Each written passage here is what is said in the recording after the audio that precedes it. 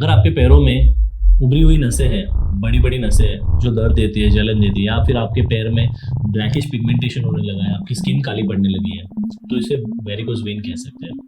बहुत सारे लोग बोलते हैं कि चिंता मत करो, ये तेल लगा दो तो ठीक हो जाएगा, वो कर लो तो ठीक हो जाएगा, स्टॉकिंग पहन लो तो ये ठीक हो जाएगा। लेकिन क्या आप जानते हैं कि दुनिया भर में करोड़ों लोगों को ये बीमारी होती है और बिना ट्रीटमेंट के उनकी कंडीशंस बिगड़ते जाती हैं। नमस्ते दोस्तों, मैं हूं डॉक्टर अजहर, एक minimal access and colorectal surgeon, और आज हम बात करने वाले हैं वेरिकोज वेन्स की। बहुत कॉमन ये बीमारी बहुत सारे लोगों को होती है एंड इसके बारे में बहुत सारे मिसकंसेप्शंस एंड मिथ्स हैं जिसको आज हम बंद करेंगे। तो आइए जानते हैं कि वेरिकोज वेन्स एग्जैक्टली होती क्या है और इसका डिसीज का पैथोफिजियोलॉजी क्या है, कैसे ये डिसीज बनती है। वेरिकोज वेन तभी बनती है जब हमारा जो ब्लड है वो हार्ट से दूसरी तरफ जाता है या हार्ट से पेरिफेरीज में जाता है, एंड पेरिफेरी से जो डीऑक्सीजनेटेड ब्लड है वो हार्ट की तरफ आता है। तो हमारे जो पैर है वो हार्ट से सबसे ज्यादा दूर है और उनकी जो नसें है वो नसें ब्लड को ऊपर पंप करने की कोशिश करती है, एंड उन नसों के अंदर वाल्व्स होते हैं। तो valves will allow unidirectional flow of the blood, मतलब ब्लड को नीचे से ऊपर जाने देंगे, ऊपर से नीचे आने नहीं देंगे। तो ये बहुत इंपॉर्टेंट है समझना। ये नसें जो होती है इनके अंदर ब्लड नीचे से ऊपर जा रहा है, बट कभी कभी ज्यादा प्रेशर आने की वजह से, ज्यादा वेट होने की वजह से, ज्यादा देर खड़े होने की वजह से, स्मोकिंग करने की वजह से आपके ये जो वॉल्व्स है ये फेल हो जाएंगे। जब आपके ये वॉल्व्स फेल होने लगते हैं तो आपका जो ब्लड है वो रिवर्स फ्लो होने लगता है। जब ब्लड रिवर्स फ्लो होता है तो ब्लड ऊपर से नीचे आने लगता है इन नसों में, एंड देन ये नसें फूलने लगती है, एंड इसी को हम लोग बोलते हैं वेरिकोज वेन। चलिए आज ये एक निगाह डालते हैं स्टैटिस्टिक्स के ऊपर। Society of vascular surgeons and aVF society के डेटा के अनुसार वर्ल्ड वाइड 20 से 30% लोगों को वेरिकोज वेन्स होते हैं।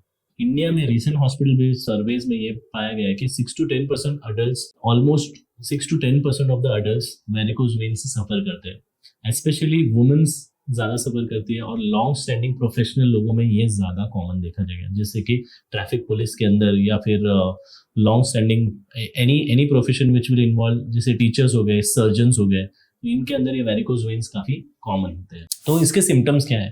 पैरों की नसें उभरना, मोस्टली काफ और थाई के अराउंड में या फिर नी जॉइंट के अराउंड के अंदर, हैवीनेस होना, थकान होना या जलन होना, पैर के अंदर पिगमेंटेशंस आना, रात में पैर में बहुत जोर जोर से क्रैम्प्स आना जिसकी वजह से आपकी नींद उड़ जाएगी। लॉन्ग स्टैंडिंग सिम्टम्स होते हैं और कभी कभी ये सिम्टम्स की वजह से अल्सरेशन भी होता है।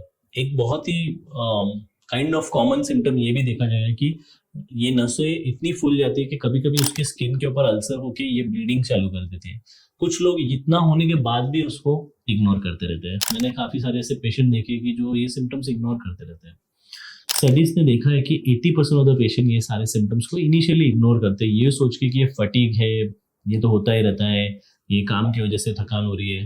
नहीं, जब इस सिम्टम्स को या वेरिकोज वेन्स का कन्वर्जन होता है नॉन हीलिंग अल्सर में, या फिर उसको हम वीनस अल्सर भी बोलते हैं। यकीन मानिए, मैं सर्जन हूँ और मैंने बहुत सारे वीनस अल्सर को ट्रीट किया है। सबसे खराब अल्सर्स अगर पैर में कोई होते हैं, सबसे खराब जख्म कोई पैर में होती है तो वो वीनस अल्सर है। इतना इजीली ठीक नहीं होती है। पेशेंट परेशान हो जाता है, डॉक्टर भी परेशान हो जाता है, रिलेटिव्स भी परेशान हो जाते हैं, बट वो वुंड जल्दी ठीक नहीं होता। और क्या हो सकता है? कभी कभी इसकी वजह से सेल्यूलाइटिस होने लगती है या नसों के अंदर क्लॉट्स आने लगता है। और वेरी रेयर कॉम्प्लिकेशन एक ऐसा भी होता है जिसको हम लोग बोलते हैं डीप वेनस थ्रोम्बोसिस। कभी कभी ये क्लॉट जो है वो मेन नसों के अंदर जाके हार्ट के अंदर जा सकता है, which can be life threatening. AVF society के अनुसार 1 in 4 अनट्रीटेड केसेस, मतलब 4 में से एक अनट्रीटेड केस स्किन अल्सर या फिर डीवीटी के अंदर कन्वर्ट हो सकता है विद इन 5 years। चलिए जानते हैं तेल मालिश का सच क्या है। मेरे पास ऐसे काफी सारे पेशेंट आते हैं जो उनके वाइफ्स को या वाइफ्स अपने हस्बैंड को या फिर अपने बच्चों को या किसी ना किसी को वेरिकोज वेन्स की वजह से बहुत सारा ऑयल यूज करके पैरों में मसाज करने के लिए बोलते हैं। मसाज करना या मसाज करवाना वेरिकोज वेन्स का ट्रीटमेंट नहीं है। ये आपको सिम्टोमेटिकली टेम्पररी रिलीफ दे सकता है, लेकिन ये एक सर्जिकल डिसीज है जिसका ट्रीटमेंट सर्जिकल है और इसका एविडेंस बेस्ड ट्रीटमेंट है। तो सही ट्रीटमेंट क्या है? सबसे पहले जानना है कि एग्जैक्टली आपको वेरिकोज वेन कौन से लेवल पे है।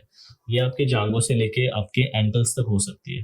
तो उसके अंदर जानने के लिए हम लोग सबसे पहले इसका डायग्नोसिस इंपॉर्टेंट है। डायग्नोसिस करने के लिए हम लोग डॉपलर अल्ट्रासाउंड, मतलब ऊपर से लेके नीचे तक हम लोग वेन्स का मैपिंग करते हैं और देखते हैं कि एग्जैक्ट प्रॉब्लम क्या है। तो ट्रीटमेंट ऑप्शंस क्या है इसके अंदर? अगर आपके ग्रेड 2 या फिर बहुत ही early stage of varicose veins है तो हम लोग एक स्पेशल टाइप्स के स्टॉकिंग्स यूज करते हैं। वो स्टॉकिंग्स को हम लोग ग्रेड 2 स्टॉकिंग्स बोलते हैं। This grades are as per the pressure grades. So वो एक ऐसा प्रेशर रहता है जो नसों को पिचका देता है, लेकिन आपको अंदर की नसों को कोई तकलीफ नहीं देता। तो वेरी अर्ली स्टेजेस में या फिर प्रिवेंटिव मेजर की तरह भी हम लोग कंप्रेशन स्टॉकिंग यूज कर सकते हैं।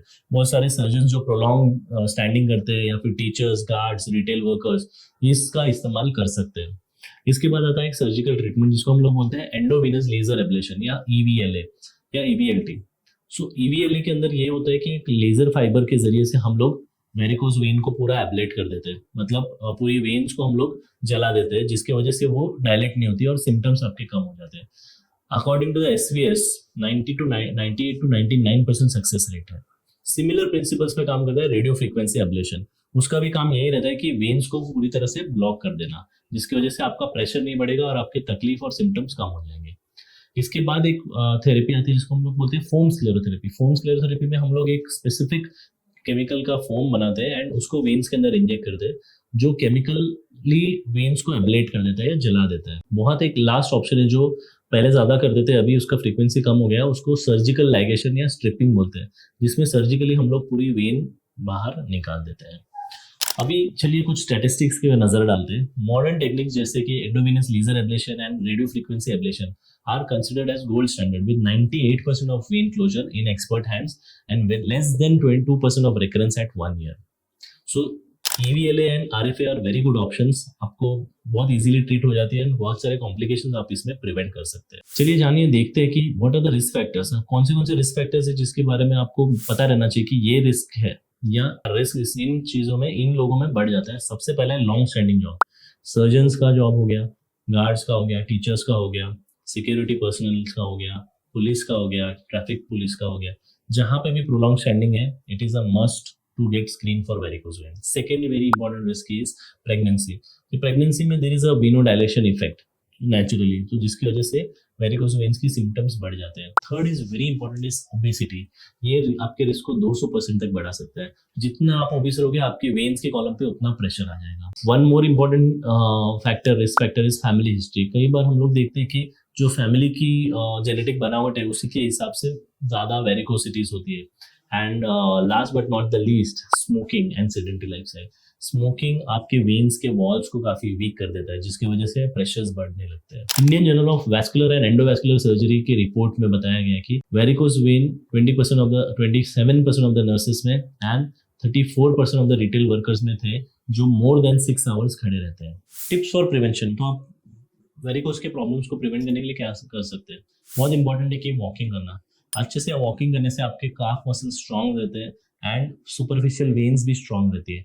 Avoid prolong standing for long times. अगर आपको जितना पॉसिबल हो, अगर आप वॉक करके कर सकते हो तो वॉक करके कीजिए। एक ही जगह पे बहुत ज्यादा घंटों तक खड़े रहने को अवॉइड कीजिए। पोस्ट वर्क, आपका काम होने के बाद आप अपने लेग्स को थोड़ा एलिवेटेड कर सकते हो। 45 to 90 डिग्रीज पे एलिवेट करने से काफी प्रेशर रिड्यूस हो जाता है।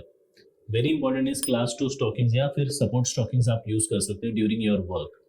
Hydration and leg exercises are very important. And final message, varicose veins एक सिर्फ कॉस्मेटिक कंसर्न नहीं है, ये एक वैस्कुलर डिसीज है। अगर आप टाइमली डायग्नोसिस और ट्रीटमेंट नहीं कराओगे तो ये बहुत कॉम्प्लिकेशंस दे सकती है। तेल लगाकर मालिश करने से ये ठीक होने वाली नहीं है। आप एजुकेटेड इंसान हो, आप अपने सर्जन की सलाह लो एंड इसका जो सही ट्रीटमेंट है, सही इलाज है, वो आप करो। अगर आपको ये वीडियो अच्छा लगा तो अपने दोस्तों के साथ शेयर करो या ऐसे इंसान के साथ शेयर करो जिसको ये तकलीफ है, और कमेंट्स में मुझे बताओ कि what are your takes on this video. Thank you so much.